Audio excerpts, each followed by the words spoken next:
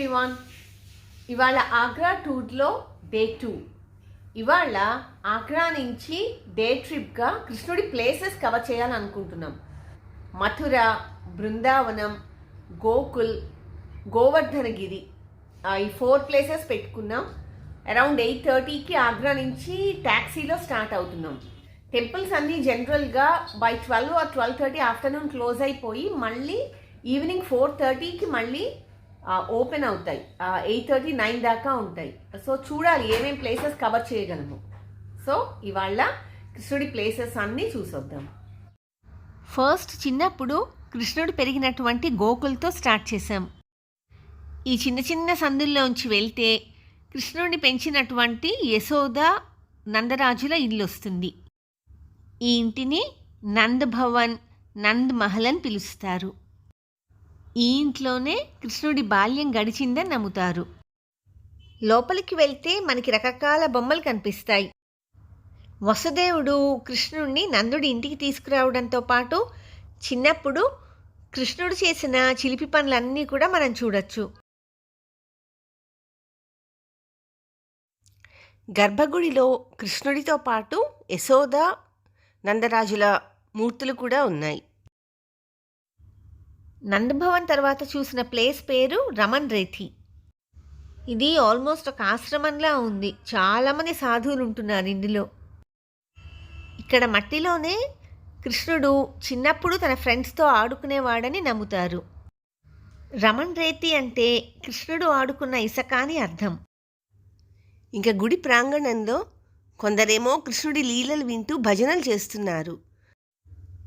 చిన్నపిల్లలు పెద్దవాళ్ళని తేడా లేకుండా అందరూ చిన్ని కృష్ణులు అయిపోయి మట్టితో దొర్లుతూ ఎంజాయ్ చేసేస్తున్నారు. ఈ ప్రాంగణంలోనే పాలరాతితో కట్టిన చాలా బ్యూటిఫుల్ టెంపుల్ ఉంది.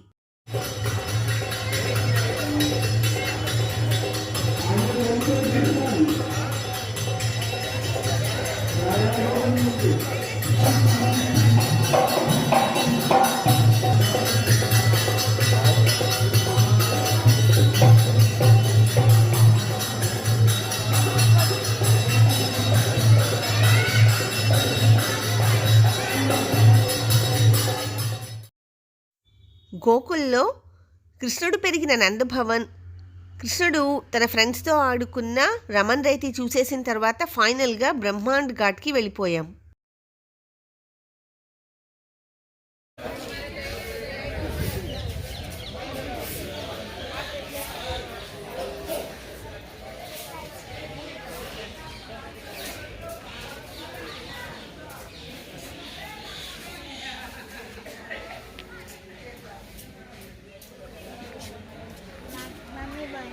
ఈ ప్లేస్ని బ్రహ్మాండ్ ఘాట్ అంటారు. ఇక్కడ కృష్ణుడు మట్టి తిన్న తర్వాత యశోద నోరు తెరిచి చూపించమంది కదా, అక్కడ నోరు తెరిచి బ్రహ్మాండం అంతా చూపించాడు కదా. సో ఈ ప్లేస్లో చూపించాడట అని నమ్ముతారు. దీన్ని బ్రహ్మాండ్ ఘాట్ అని పిలుస్తారు.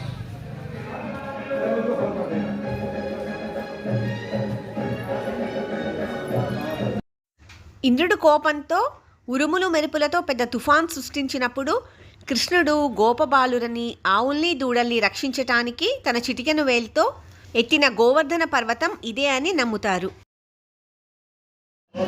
ఇక్కడ ఈ శిల దగ్గర ఆశీర్వచనం తీసుకుని కొండెక్కాలి.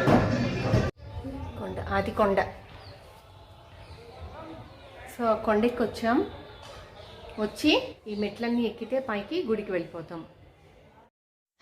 కృష్ణుడు గోవర్ధన పర్వతాన్ని తన చిటికెన వేలు మీద ఎత్తటాన్ని ఒక మెటాఫర్ లాగా వాడతారట. గోవర్ధనం అంటే గోవుల సంఖ్య పెంచటం. ఆవుల్ని స్లాటర్ చేయనీయకుండా ఒంటి చేత్తో ఆవుల నెంబర్ పెంచడానికి చాలా ఎఫర్ట్ పెట్టారట. గోవర్ధనగిరి ఎక్కేసి పైకి వచ్చాం. పైన కృష్ణుడి గుడి ఉంది. సో నేను కృష్ణుడి గుడి లోపలేం తీయట్లేదు. చుట్టూ బ్యూటిఫుల్ వ్యూస్ ఉన్నాయి.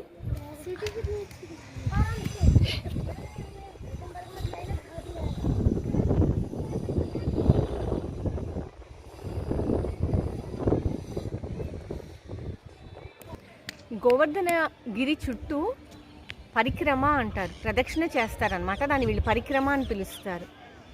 అది కొండ చుట్టూ టోటల్ 21 కిలోమీటర్స్ ఉంది. అది ఊళ్ళల్లోంచి అలా కూడా వెళ్తూ ఉంటుంది, సన్న సన్న సందుల్లో. పరిక్రమ దాదాపు 4-5 రకాలుగా చేస్తారట. కొంతమంది ఏమో నడుచుకుంటూ వెళ్ళి చేస్తారు, కొంతమంది ఏమో మామూలు మేము తీసుకున్నట్టు ఆటోల్లో వెళ్ళి చేస్తున్నారు. నడుచుకుంటూ వెళ్ళే వాళ్ళకేమో 6 to 8 hours పడుతుందిట. సో మాకు around ½ an hour to 1 hour పట్టచ్చు. నెక్స్ట్ కొంతమంది ఏమో సాష్టాంగ నమస్కారం చేసుకుంటూ చేస్తున్నారు. వాళ్ళకి 8 to 10 days పడుతుందిట. మార్నింగ్ 8కి అలా స్టార్ట్ చేసి నైట్ 7 దాకా సాష్టాంగ నమస్కారం చేసుకుంటూ ప్రదక్షిణలు చేస్తున్నారు. ఇదంతా గోవర్ధనగిరి. దీని చుట్టూ సర్కంఫరెన్స్ మొత్తం 21 కిలోమీటర్స్ ఉంటుంది. మాకున్నది కొంచెం టైమే కాబట్టి మేము ఆటో మాట్లాడుకున్నాం పరిక్రమ చేయడానికి. దారి మధ్యలో చాలా గుళ్ళు వస్తూ ఉంటాయి. ఆటో డ్రైవర్కి అన్ని ఐడియా ఉంటుంది కాబట్టి వాళ్ళే ఇంపార్టెంట్ గుళ్ళు ఏమేమి ఉన్నాయో వాటన్నిటి దగ్గర ఆపుతూ ఉంటారు. దగ్గర ఇంకా గుళ్ళు ఉన్నాయి. యమునా మహారాణి మందిర్, దీనికి ఆపోజిట్లోనే గిరిరాజి దండవతి శిల. ఈ శిల చుట్టూ కనుక 7 సార్లు మనం ప్రదక్షిణలు చేస్తే 7 కోసుల దూరం పరిక్రమ చేసిన ఫలితం మనకి లభిస్తుంది. పరిక్రమ చేసే దారిలో చిన్న చిన్న ఊళ్ళు కూడా వస్తూ ఉంటాయి. కాలినడకతో పరిక్రమ చేసే వాళ్ళందరూ ఉట్టికాళ్లతోనే నడుస్తున్నారు. ఊళ్ళు లేని చోట వాళ్ళ కోసం ఇలా ఇసుక దారుంది. ఇతను చేస్తున్న దాన్ని దండవత్ పరిక్రమ అంటారు. అంటే సాష్టాంగ నమస్కారం చేసుకుంటూ పరిక్రమ చేయడం అన్నమాట. ఇది చేయటానికి 8 నుంచి 10 రోజుల దాకా పడుతుందిట. ఇలాంటిదే దీనికంటే టఫెస్ట్ పరిక్రమ 108 దండవత్ పరిక్రమ అని ఇంకొకటి ఉంది. అంటే ఒక్కొక్కసారి 108 సార్లు సాష్టాంగ ప్రణామం చేసి మళ్ళీ నెక్స్ట్ స్టెప్కి వెళ్తున్నారు. ఇది చెయ్యటానికి దాదాపు 3-4 నెలలు పడుతుందిట. ఇది కూడా చూశాను దారిలో ఒక సాధువు చేస్తుంటే, కానీ అది నేను వీడియో తీయలేకపోయాను. आज 9वां दिन है. आते हैं सुबह 10 बजे और शाम को चले जाते हैं 7 बजे. 10 to 7.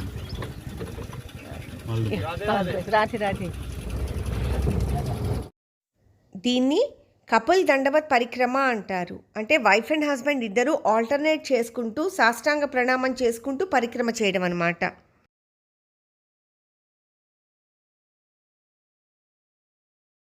గుళ్ళన్నీ వేరే మీరు మథుర, బృందావన్ ఎక్కడికి వెళ్ళినా కానీ గుళ్ళన్నీ 12:30 or 12 to 12:30 నుంచి సాయంత్రం 4:30 దాకా అన్నీ క్లోజ్ చేసేసి ఉంటాయి. అందుకని మేము పొద్దున్న స్టార్ట్ చేసిన తర్వాత గోకుల్ వెళ్ళి తర్వాత ఇంకా గుళ్ళు క్లోజ్ అయిపోతాయి కాబట్టి గుడి క్లోజింగ్ టైం ఇప్పుడు 1:15 అయింది. సో మేము అరౌండ్ ఇక్కడ 12:15 ఆ టైంకి వచ్చాం.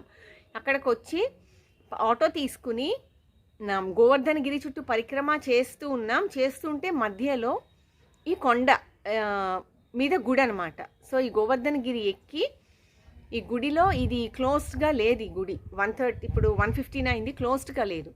సో ఇక్కడ దర్శనం చేసేసుకొని మళ్ళీ కొండ దిగి ఆ రిమైనింగ్ పరిక్రమ చేసేసి లంచ్ తినేసి మళ్ళీ 4:30 ఆ టైంకి మథుర కానీ బృందావనం కానీ రీచ్ అయ్యి అక్కడ టెంపుల్ దర్శనం చేసుకుంటాం.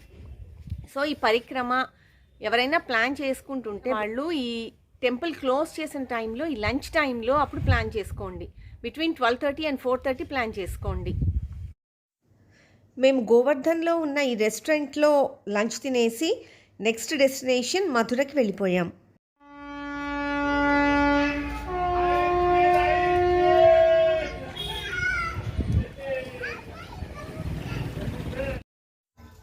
మథురలో ఆల్మోస్ట్ 25 ఘాట్స్ దాకా ఉన్నాయి. అందులో కేశీ ఘాట్, విశ్రామ్ ఘాట్, సరస్వతీ సంగం ఘాట్, రాజ్ ఘాట్, కన్స్ ఘాట్ని సిగ్నిఫికెంట్గా చెప్తారు. గోవర్ధనగిరి పరిక్రమ చేసేసిన తర్వాత బృందావన్ స్కిప్ చేసేసి డైరెక్ట్గా మథుర వచ్చేసాం. మథురాలో ఇప్పుడు టైం 4 o'clock అయింది. గుళ్ళు 4:30కి ఆ టైంకి తెలుస్తారు కాబట్టి ఫస్ట్ మేము ఇక్కడ బోటింగ్ తీసుకున్నాం. Per person 200 rupees.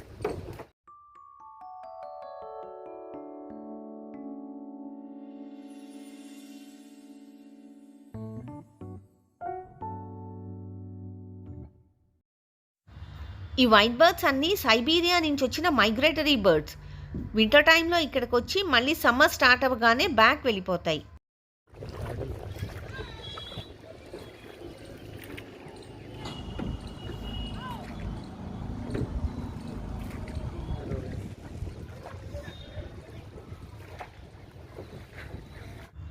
ఉన్న Ghats అన్నిట్లోకి most significant one Vishram ghat.